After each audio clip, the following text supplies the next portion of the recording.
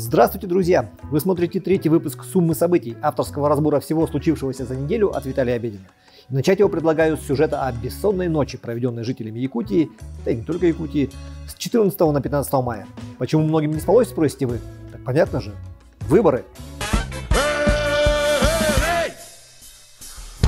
Выборы, кандидаты! Правда, надо сразу оговориться. Выборы не местные и даже не российские, на которых интрига с вопросом, кто победит, случается крайне редко. Многие якутяне переживали за то, как пройдут выборы в далекой Турции. Вот там интересно, там состязательность, азарт, драки простых избирателей на участках, принципиально разный вектор развития страны в зависимости от того, кто победит, движение кандидатов к финишу нос к носу, процент к проценту.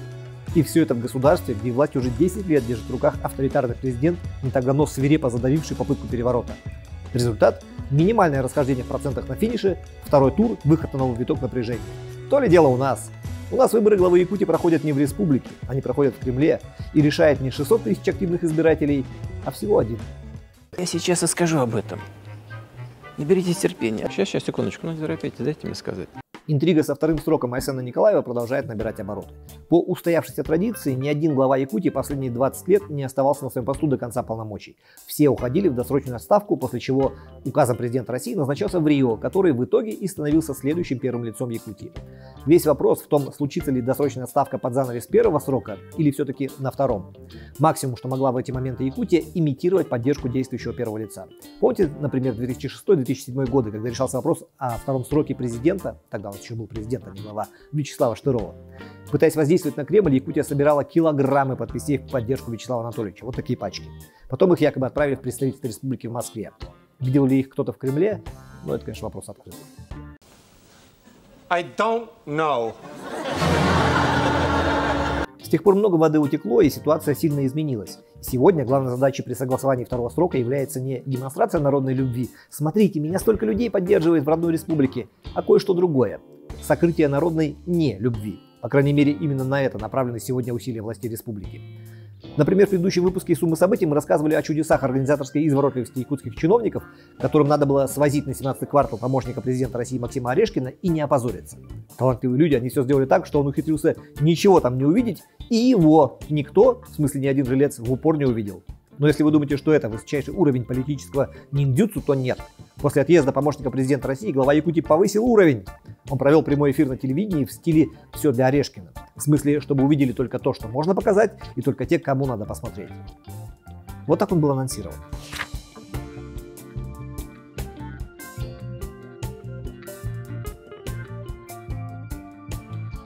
Демократично, согласитесь. Любые вопросы, трансляции в социальных сетях, обсуждения. Правда, когда дело дошло до часа X, трансляцию отключили, комментарии отключили, а телефон в студии перевели в режим бесконечной занятости. В итоге ни один острый вопрос, реально волнующий якутян, не прозвучал. Включая, кстати, вопрос про второй срок. Получился прямой эфир ради прямого эфира. Эфир-невидимка. Ладно, хватит так хватит. Все равно доверие у населения к таким мероприятиям на ГосТВ довольно низкое. Они воспринимаются как эдакие срежиссированные шоу. Если наш народ кому-то и верит, то только самому себе. И вот народ 4 самых убитых кварталов в Якутске, включая 17-й, собрался, чтобы провести митинг и во всеуслышание заявить о своих бедах, на которые не стал смотреть помощник президента России Максим Орешкин. Инициативная группа даже разрешение на его проведение получила, что по нынешним временам очень сложно. Правда, на другой окраине города, в сквере имени Гагарина, что около аэропорта, то есть подальше от глаз тех, для кого все затевалось, но все же получили. И сейчас все узнают об их бедах и проблемах. Но нет. Уведомляем о том, что митинг, запланированный жителями кварталов номер 2, номер 4, номер 16 и номер 17 на 27 мая с 13:00 до 15:00 в городе Якутске в сквере имени Гагарина будет отменен. Мы предоставляем властям города Якутска возможность в ближайшее время принять меры по улучшению ситуации в кварталах номер 2, номер 4, номер 16 и номер 17 и ускоренному расселению жителей аварийных и ветхих домов. Отмена митинга была принята на основании решения инициативной группы с целью избежать ущерба репутации республиканских и муниципальных властей перед правительством Российской Федерации. Вы просто оцените формулировку. Люди не стали выходить и рассказывать о том, что у них дети в тазиках по квартире плавают, что у них стены в домах сожжены грибком, что дома перекосило так, что пол в отдельных квартирах ушел вниз на 15 градусов и больше, что дворы завалены мусором и по ним текут жидкие фекалии, чтобы избежать ущерба репутации республиканских и муниципальных властей перед правительством Российской Федерации. Я надеюсь, власти оценили порыв неблагодарного народа. Мы с детьми еще поживем в дерьме, чтобы вас, Александр Сергеевич, вас, Евгений Николаевич, и вас, Андрей Владимирович, не дай бог, в Москве не поругали. До слез, если честно. Мне хочется плакать. Мне хочется стучать к вам. Зачем? На самом деле у истории с отменой митинга жителей 4 убитых кварталов совсем другой контекст. Людей не убедили и не уговорили не выходить. Их даже не подкупили обещаниями порешать все вопросы хотя бы для инициативной группы. Представители власти с ними вообще не стали разговаривать. Их банально запугали. Запугали через силовые структуры, прижали одного человека и передали другим. От ваших действий будет зависеть судьба вашего товарища. Брать на себя ответственность за судьбу человека люди просто побоялись. Впрочем, чтобы подсластить пилюлю, после отмены митинга на 17-й квартал приехала целая делегация. Мэр, его подчиненные и куча прокуроров. И все снова прошло в формате Орешкин стайл. Никакого широкого оповещения, никакого анонсирования, никакого обзвона и приглашения жителей. На этой встрече чиновников и прокуроров было больше, чем жильцов.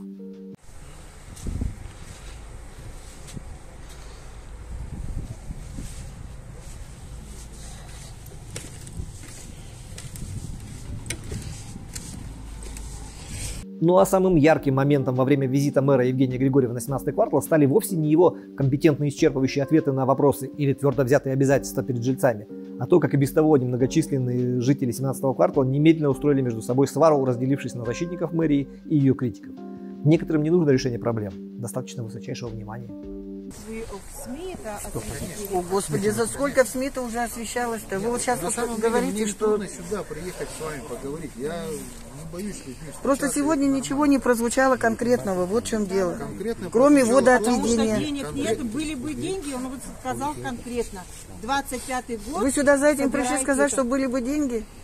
А вы до этого не знали, да? Смотрите, А зачем вы сюда пришли, если денег нет тогда, если вы знаете об этом? А вы что здесь стоите тогда? А я надеюсь, что деньги будут. Да уж, конечно. Да. Нарисую вам. А знаете, что крайне примечательно в этом видео? Реакция на слова женщины, выступающей с критикой городской администрации. Вот она говорит: я надеюсь, что деньги на расселение 17-го квартала будут. И все начинают смеяться. Ахаха, это же так смешно, что люди в 21 веке в столице Алмазной Республики с ВРП, подобравшимся к 2 триллионам рублей, живут в скотских условиях, но при этом еще на что-то надеются. Хи-хи-хи, описаться можно как смешно. Умора, блин. Да ты не смейся, не смейся. С другой стороны, сказать, что городские власти не заботятся о жителях Якутска, было бы неправильно и нечестно. У мэра, например, всегда есть для жителей ценный совет. Вот, например, в официальных медиа столицы пишут о том, как, комментируя недостаточную работу управляющей компании по уборке придомовых территорий, Евгений Григорьев заявил о том, что жителям надо помогать избавляться от УК, которые не справляются со своей работой и не в состоянии содержать дворы в чистоте. Совет, безусловно, ценный, пока не вспомнишь, в каком состоянии находятся улицы, тротуары и детские площадки, которые на балансе самой мэрии. Как бы воспользоваться советом мэра в этой ситуации? Это совпадение. Только и всего. Не знаю, как вам, а лично мне совет мэра напомнил хронику неравной борьбы главы СГХ Якутска, а это такая условная управляющая компания, отвечающая за городское хозяйство, с одной единственной лужей. Мы слегка затрагивали ее в прошлом выпуске, но на минувшей неделе история обрела поистине эпичный финал. Как все начиналось? Глава СГХ Владимир Амосов собрался в депутаты и по такому поводу повесил свой рекламный плакат на одной из улиц столицы. Беда в том, что улица утонула, и плакат стал выглядеть скорее как антиреклама, нежели агитация. Около недели глава СГХ пытался очистить территорию хотя бы под своим плакатом, давал комментарии в СМИ о том, как он все разрулит, но в конечном итоге сдался и просто поменял билборд. Теперь там нарисовано, там есть фотография лужи и нарисовано, как будет выглядеть улица когда-нибудь потом, когда он ее победит. Евгений Николаевич, как вы там советовали поступать с нерадивыми коммунальщиками, которые не справляются со своей работой? Не помню. В поезде я с полки упал, башкой вниз.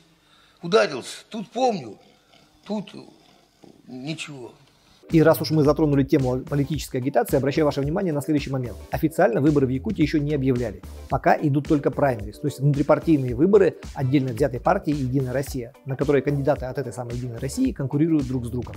Правда, если посмотреть на их наглядную агитацию, складывается впечатление, что даже не с друг другом, а скорее каждый воюет прямо с самим собой и еще по мелочи гадит любимой партии. Полное ощущение, что их рекламные плакаты размещали идеологические враги, сознательно выбирая места, где они будут смотреться прям максимально нелепо.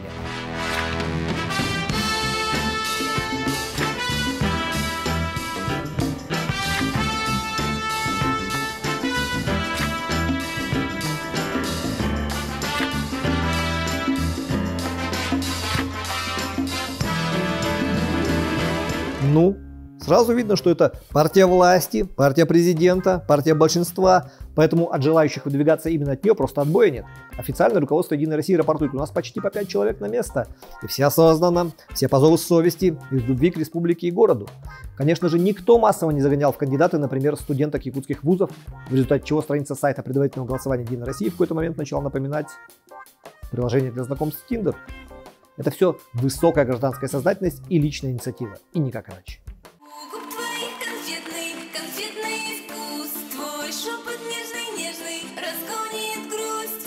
Девочки Единой России, безусловно, наделали шума, но самым обсуждаемым участником праймерис на минувшей неделе все равно стал Кот. Кот Стас, один из студентов, которых партия поставила под ружье, чтобы отчитаться перед Москвой о высокой активности своих сторонников, настолько не стал заморачиваться, что даже не указал свое полное имя в анкете, а вместо фотографии поставил фотку кота. Кот-кандидат настолько зашел избирателям, что едва не наметился флешмоб в его поддержку, но тут в партии опомнились и все почистили. Эх. А в кои-то веке был кандидат от партии власти, у которого имелись все шансы выиграть честно, на народной любви, без поддержки административного ресурса.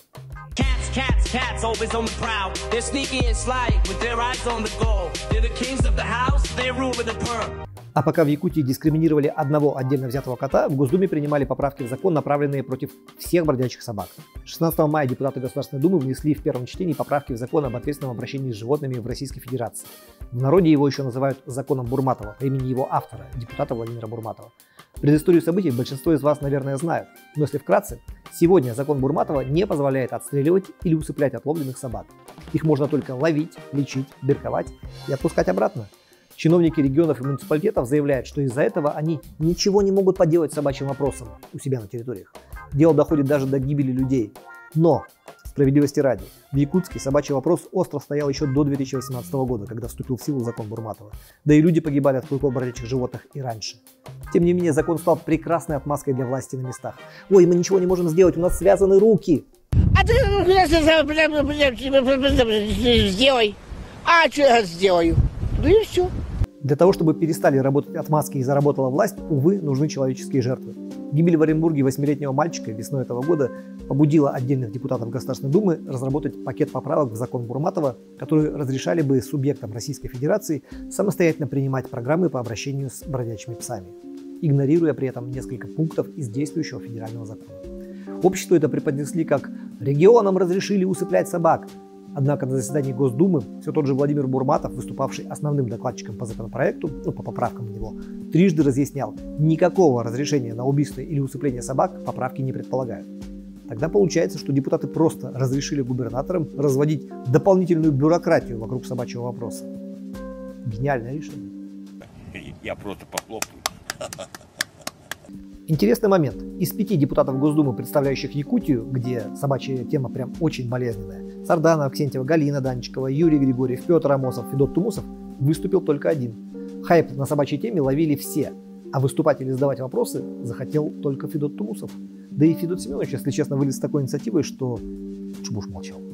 И рассматривали вы такой вариант, когда крупных таких агрессивных собак кинологи обучили бы и направили в зону специальной военной операции. Пусть помогают вытаскивать раненых, разминированию участвуют, и как показывает опыт Великой Отечественной войны, они могут участвовать и в других делах. Рассматривали такой вариант? Спасибо. Мудрейшая мысль. Собрать сотни бродячих собак со всей страны, быстро всех свести в кинологические центры, натренировать и отправить на фронт, чтобы они съели всех врагов и вытащили всех раненых. Главное только, чтобы не перепутали, а то камуфляж у всех почти одинаковый, и стороны отличают иной раз друг друга только по цветным повязкам на руках. Собаки, как известно, дальтоники. Российские кинологи уже раскритиковали и высмеяли инициативу якутского депутата, но нам же к кринжу не привыкать. Кто не знает, кринж — это такое молодежное слово, означающее крайнюю степень неловкости за чей-то поступок. И к чему я сейчас об этом? Вы же помните главную фишку для пиара у наших чиновников? Вот эту. Якутия — центр IT Дальнего Востока, Якутия — столица цифровизации, Республика Саха — лидер ДВФО в области цифровых технологий и прочее в том же духе. Минувшие выходные показали, что все это инновационное величие республики висит на одном креативном IT-столбе. В смысле, что достаточно одной небольшой аварии, чтобы все полетело. В ночь с пятницы на субботу случилась авария, оставившая тысячи якутян не только без высокоскоростного интернета, но и без мобильного. После этого зависли приложения, зависли электронные ресурсы в социальных учреждениях, сломалась электронная очередь, перестали выходить автобусы, валидаторы-то у них не работают, невозможно расплатиться карточкой, никто не мог вызвать такси. Но зато уровень гордости за успехи IT-сектора у жителей Якутии, видимо, поднялся до невиданных высот. Самое грустное, что такие случаи происходят с завидной регулярностью и ничего не меняется. Возможно, потому что все силы уходят на пиар. Прям гордость за страну. Это была сумма событий. Надеюсь, власти укрепят на нас столб, и у вас будет интернет, чтобы посмотреть следующий выпуск нашего обзора. Тогда мы обязательно увидимся на следующей неделе. Пока!